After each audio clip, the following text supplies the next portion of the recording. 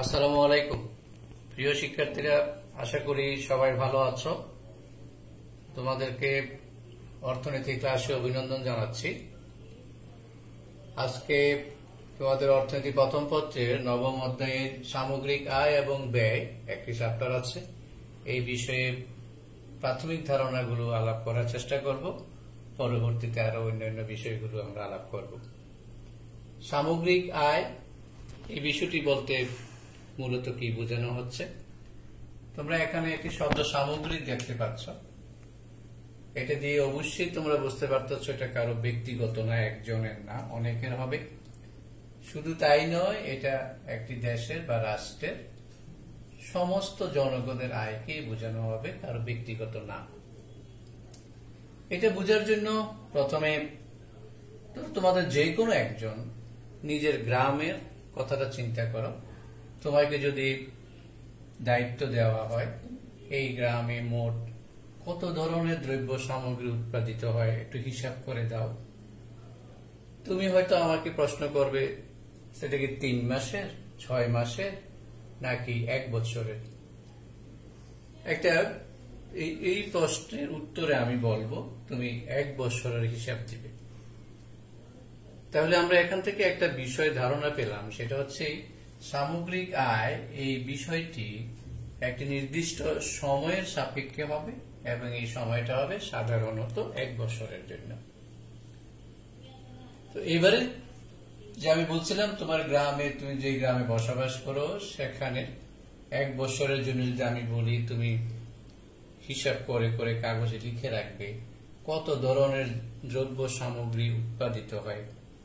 তুমি দেখলে সেখানে ধান হচ্ছে, আলু হচ্ছে, বাঁধাকপি হচ্ছে, ফুলকপি হচ্ছে, কত রকমের জিনিস হচ্ছে। এবার একটু কল্পনা করো, সারা বাংলাদেশে, আমরা উদাহরণস্বরূপ বাংলাদেশের কথা বলতেছি, কত রকমের জিনিস হচ্ছে। এই সবগুলো যদি একটি কাগজে লিখে হিসাব করে এনে আমার কাছে কিংবা রাষ্ট্রের প্রধানের কাছে দেওয়া হয়, তাহলে উনি কত পৃষ্ঠা উল্টাবেন আর এইগুলো দেখবেন।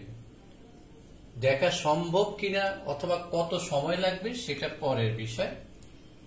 আমরা যখন এই হিসাবগুলো করে আনবো, আমরা তখন একটা নাম দেব মোট জাতীয় উৎপাদন বা সামগ্রিক উৎপাদন। এখন প্রশ্ন হচ্ছে, এই উৎপাদন গুলো যেমন ধরে নাও আমরা নাম দিলাম X1 এক ধরনের দ্রব্য, X2 এক ধরনের দ্রব্য, X3 এক ধরনের দ্রব্য, X4 এক ধরনের দ্রব্য, এইভাবে Xn পর্যন্ত অনেকগুলো দ্রব্য আছে। এখন আমি যদি এটাকে সংক্ষেপে প্রকাশ করতে চাই, তো কি কাজ করতে পারি? X1 দ্রব্যের প্রতি এককের দাম কত, এই পরিমাণকে দাম দিয়ে গুণ করলাম, আমি একটা সংখ্যা পাবো। X2 দ্রব্য প্রতি এককের দাম কত, এটাকে দাম দিয়ে গুণ করে আমি মোট একটা রেজাল্ট পাবো। তবে এগুলো তখন আর দ্রব্যে থাকবে না, সংখ্যায় চলে আসবে। এরকম Xn পর্যন্ত যত দ্রব্য পাবো সবগুলোকে দাম দিয়ে গুণ করে যদি আমি যোগ করে দেই, তাহলে আমি একটা সংখ্যা পাবো, যেটা আমি হয়তো একটা কাগজের 1 লাইনে লিখতে পারবো। এটা হতে পারে 1000 কোটি, 2000 কোটি, 3000 কোটি। এই যে পরিমাণগুলোকে দাম দিয়ে গুণ করে করে আমি যোগ করে একটি সংখ্যা পেলাম, এই সংখ্যাটাকে আমি তখন উৎপাদন না বলে, সামগ্রিক উৎপাদন না বলে সামগ্রিক আয় বলতে পারবো।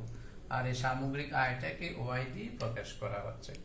তাহলে আমি দুইভাবে বলতে পারি, আমি অনেক কাগজে লিখে ফেললাম কতগুলো পৃষ্ঠায় অনেক রকম হাজার হাজার রকম দ্রব্য উৎপাদিত হয়েছে এইগুলো, আর দাম দিয়ে গুণ করে করে যদি আমি যোগ করে দেই, এই যে আমি এই যোগফলটাকে, সমষ্টিটাকে সামেশন দিয়ে প্রকাশ করলাম, প্রাইস ইনটু কোয়ান্টিটি, দ্রব্যের পরিমাণ, আই সাবস্ক্রিপ্ট ইউজ করলাম কত পর্যন্ত, 1 থেকে n পর্যন্ত। এই সবটার সমষ্টি একটা সংখ্যায় প্রকাশ করতে পারবো, তখন আমি এটাকে সামগ্রিক আয় বলবো। আর দ্রব্য সামগ্রীগুলো যখন ছিল তখন আমি এটাকে সামগ্রিক উৎপাদন বলবো। তাহলে এই আয়টাকে যদি আমি এটা ক্যাপিটাল লেটার ওয়াই দ্বারা প্রকাশ করি, তাহলে y equal to summation of px বলতে পারি, প্রাইস ইনটু কোয়ান্টিটি। তাহলে একটা ছিল পরিমাণ হলো উৎপাদন, আর এটাকে যদি আমি দাম স্তর দিয়ে প্রকাশ করি, দামের মাধ্যমে প্রকাশ করি, তখন এটা হয়ে গেল আয়। তাহলে শুনে রাখো, এখন আমাদের জ্ঞানমূলক প্রশ্ন যদি আসে সামগ্রিক আয় কাকে বলে, তাহলে আমরা বলবো কোন একটি দেশে একটি নির্দিষ্ট সময়ে, সাধারণত 1 বছরে, ওই দেশের জনগণ যে পরিমাণ দ্রব্য সামগ্রী সেবা উৎপাদন করে তার বাজার মূল্যকে বা আর্থিক মূল্যকে সামগ্রিক আয় বলে। মূল কথাটা আমরা কি শিখলাম? উৎপাদিত দ্রব্য সামগ্রী সেবাকে বাজার মূল্যে প্রকাশ করে একটি সংখ্যা পেয়ে যাব, এটার নাম সামগ্রিক আয় হবে। একেবারে আমরা এই সম্পর্কিত সামগ্রিক আয় সম্পর্কিত কিছু কয়েকটি ধারণা শেখার চেষ্টা করব। এটা প্রায় তোমরা ইতিমধ্যে শুরুতে যখন আমরা ক্লাস করেছিলাম, 2-1টা ক্লাসে আমরা আলাপ করেছিলাম। জিডিপি একটি কনসেপ্ট দেখতে পাবে, জিএনপি একটি শব্দ দেখবা, এনএনপি গ্রস ডোমেস্টিক প্রোডাক্ট। এখানে ডোমেস্টিক বলতে মূলত বোঝানো হচ্ছে অভ্যন্তরীণ। কি হচ্ছে শুনে রাখো, সোজা বিষয়। তুমি নিজে নিজে একটি দেশ বা রাষ্ট্র কল্পনা করো, একটা ভৌগোলিক এলাকা কল্পনা করো। ওই রাষ্ট্রের ভৌগোলিক সীমারেখার মধ্যে বসবাসরত জনগণ যারা এখানে আছে, এই লোকগুলো আমার দেশের প্লাস বিদেশের, অর্থাৎ এরা দেশি না বিদেশি এটা বিবেচ্য বিষয় না, আমার এই ভৌগোলিক সীমারেখার মধ্যে বিদ্যমান আছে।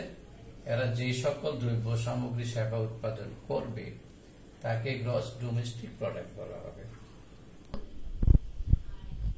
তাহলে আমরা এবারে এটার একটু সার সংক্ষেপ আলাপ করার চেষ্টা করব। গ্রস ডোমেস্টিক প্রোডাক্ট, এখানে বিবেচ্য বিষয় হচ্ছে নির্দিষ্ট ভৌগোলিক সীমারেখা দেশের যা উৎপাদিত হচ্ছে, এখানকার দেশের লোক আর বিদেশের লোক কারা উৎপাদন করলো এটা বিবেচ্য না, বিবেচ্য হচ্ছে শুধু সীমারেখা। তাহলে কোন একটি দেশের ভৌগোলিক সীমারেখার মধ্যে দেশি কিংবা বিদেশি যারা আছেন, যে সকল দ্রব্য সামগ্রী সেবা উৎপাদন করে তাকে গ্রস ডোমেস্টিক প্রোডাক্ট বলা হবে। আর গ্রস ন্যাশনাল প্রোডাক্ট হচ্ছে, সেটা হচ্ছে আমার এখানে যদি সিঙ্গাপুরের কোনো মানুষ দ্রব্য সামগ্রী উৎপাদন করে, যেহেতু আমার ভৌগোলিক সীমারেখার মধ্যে, নিঃসন্দেহে এটা আমার জিডিপির অন্তর্ভুক্ত হবে। কিন্তু ওরা যদি এই জিনিসপত্র উৎপাদিত কিছু জিনিস বা তার উৎপাদিত মূল্য, তার বাজার মূল্য তার দেশে পাঠিয়ে দেয়, তাহলে তো এটা আমার দেশে থাকলো না। পাশাপাশি আমার দেশের কোনো জনগণ যদি সিঙ্গাপুরে উৎপাদন করলো, সেখান থেকে উৎপাদিত পণ্য সামগ্রী অথবা তার মূল্য আমার দেশে পাঠালো, তাহলে সেটা তো আমার দেশে ওই অর্থ বা দ্রব্য সামগ্রী ইন করলো, ভিতরে ঢুকলো। এই জন্য জিডিপি থেকে যদি কিছু চলে যায় আমি বাদ দিয়ে দেব, যদি বাইরে থেকে ইন করে আমি যোগ করে দেব, তখন এটার নাম হবে জিএনপি বা গ্রস ন্যাশনাল প্রোডাক্ট। আমি এখানে সংক্ষিপ্তভাবে একটি আলাপ করব, সেটা হচ্ছে তোমরা নিঃসন্দেহে একটি প্রশ্নের জবাব দিতে পারবে। সিঙ্গাপুরের লোকজন আমার এখানে যা উৎপাদন করে এটা বাংলাদেশের জিডিপি না জিএনপি? নিঃসন্দেহে বলবে এটা আমার জিডিপি। বাংলাদেশের লোকজন সিঙ্গাপুরে যা উৎপাদন করে সেটা সিঙ্গাপুরের জন্য জিডিপি, কিছু পাঠাইলে আমার দেশে আমার জন্য জিএনপি। সিঙ্গাপুরের লোকজন বাংলাদেশের অভ্যন্তরে যদি উৎপাদন করে বাংলাদেশের জন্য জিডিপি, ওদের এখানে যদি পাঠিয়ে দেয় তাহলে এটা ওদের জন্য জিএনপি হবে। এই জাতীয় একটি প্রশ্ন যদি উদ্দীপক আকারে থাকে তোমরা নিঃসন্দেহে জবাব দিতে পারবে। তারপর আসো এনএনপি, নিট ন্যাশনাল প্রোডাক্ট। আমরা জিএনপি হিসাব করে একটা সংখ্যা বা পরিমাণ পেয়ে গেলাম। আমরা দ্রব্য সামগ্রী উৎপাদন করার সময় যে সকল মূলধন ব্যবহার করি, এটা নির্দিষ্ট সময়ে মূলধনের যা মূল্য থাকে পরবর্তীতে সেরকম থাকে না, কমে যায়। কেন? এটা আমরা যেহেতু ভোগ করি, এটার মেইনলি এটার যে খরচটা হয় এটাকে ডেপ্রিসিয়েশন কস্ট বা ক্যাপিটাল কনজাম্পশন অ্যালাউন্স বলা হয়। এই জিএনপি থেকে এগুলো বিয়োগ করার পর যা থাকবে এটা নিট ন্যাশনাল প্রোডাক্ট হবে। এখানে আমরা আরেকটি কনসেপ্ট লিখেছি, সেটা হচ্ছে জিএনআই, গ্রস ন্যাশনাল ইনকাম।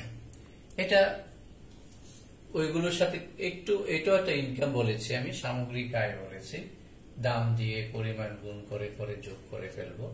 তাহলে এই জিএনআই, গ্রস ন্যাশনাল ইনকাম, এই টার্মটা কেন? এই টার্মটা হচ্ছে, আমি যে এই বললাম হিসাবটা হবে নির্দিষ্ট সময়ে, সাধারণত 1 বছরে। এই যে একটি দ্রব্যের X1, একটি দ্রব্যের দাম P1 দিয়ে আমি গুণ করতে বললাম।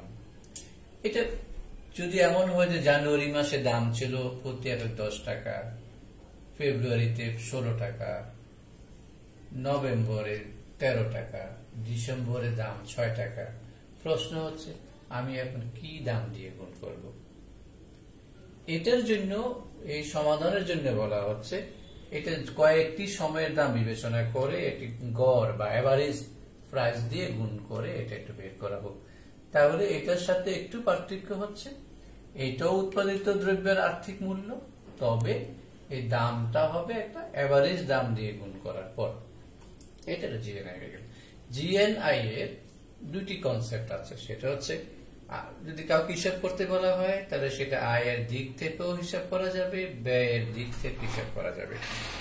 উৎপাদন ক্ষেত্রে যে সকল উপকরণ ব্যবহার করা হয়, এই উপকরণের মালিক যারা আছেন, আমরা জানি উৎপাদন উপকরণ 4টি: ল্যান্ড, লেবার, ক্যাপিটাল, অর্গানাইজেশন। সেখানে ল্যান্ডের জন্য খাজনা দিতে হয়, তার জমির মালিক খাজনা হিসাবে আয় পেয়ে থাকেন। যারা শ্রমিক আছেন, লেবার আছেন, তারা আয় হিসাবে মজুরি পান। যদি আমি এখান থেকে যদি অর্থ ঋণ আনি, মূলধন বা যাই বলি, ঋণ আনলে ওই অর্থে সুদ দিতে হয়, তাহলে ওখানে যারা এইভাবে অর্থ লগ্নি করেন তারা সুদ হিসেবে আয় পেয়ে থাকেন। অর্গানাইজার যারা আছেন তারা প্রফিট পেয়ে থাকেন। তাহলে আমরা এখানে দেখলাম কি, উৎপাদনের উপকরণের মালিকরা যে আয়গুলো পান, এগুলো হচ্ছে খাজনা, মজুরি, সুদ, মুনাফা। অর্থাৎ উৎপাদনে ব্যবহৃত উপকরণের মালিকরা যে আয়গুলো পেয়ে থাকেন, এই সবগুলো আয় যদি আমি যোগ করে দেই তাহলে আমি এটা সামগ্রিক আয় বা জিএনআই পেয়ে যাব। এই জন্য আয়ের দিক থেকে জিএনআই কে বলা হয় rent plus wage plus interest plus profit. তাহলে এটা একটা হয়ে গেল। আমরা যে আয়গুলো করে থাকি, কোনো না কোনো ভাবে এগুলো ব্যয় হয়ে যায়। ব্যয়ের খাতগুলো হচ্ছে, এখানে সি লেখা আছে, কনজামশন, ইনভেস্টমেন্ট, যত বেসরকারি বিনিয়োগ আছে, আর পরে সরকার অনেক ধরনের ব্যয় করে থাকেন, আমদানি রপ্তানি ব্যয়, উন্নয়নমূলক ব্যয়, হরেক রকম ব্যয় আছে। অর্থাৎ আমার টোটাল ইনকামটা ভোগের ক্ষেত্রে চলে যায়, বিনিয়োগের ক্ষেত্রে চলে যায় এবং সরকারি ব্যয় হিসেবে চলে যায়। আমি যদি বলি আয়গুলো কি কি খাতে ব্যয় হয়েছে, এই প্রশ্নের জবাবে আমরা এই 3টা খাত পাবো।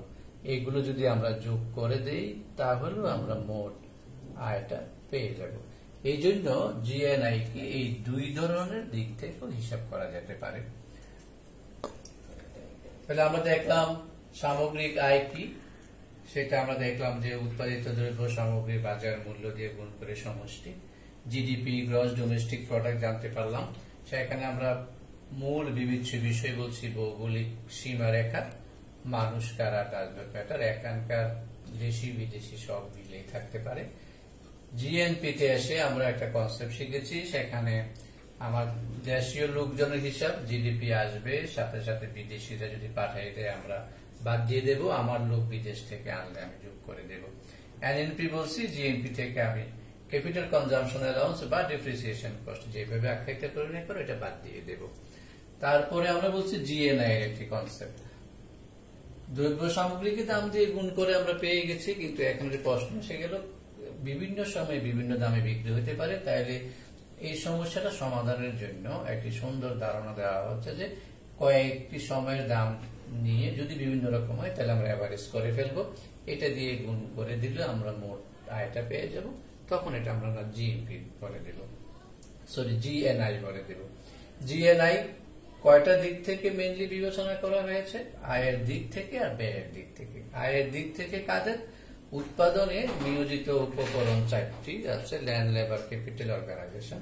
যারা ল্যান্ডের মালিক তারা খাজনা পান, যারা লেবার আছেন তারা ওয়েজ হিসাবে আয় করে থাকেন, যারা মূলধন বিনিয়োগ করে ঋণ দেন তারা ইন্টারেস্ট পান, অর্গানাইজাররা প্রফিট পান। সুতরাং এই 4টা যোগ করে দিলে আমি জিএমএ পেয়ে যাব। ব্যয়ের দিক থেকে কনজাম্পশন, ইনভেস্টমেন্ট, গভর্নমেন্ট এক্সপেন্ডিচার এগুলো যোগ করে দিলে আমি জিএমএ পেয়ে যাব। তো আমরা আপাতত এই ধারণাগুলো আশা করি বই পড়তে গেলে আমরা অনেকটা বুঝতে পারবো। পরবর্তীতে আমরা অন্যান্যগুলো আলাপ করবো।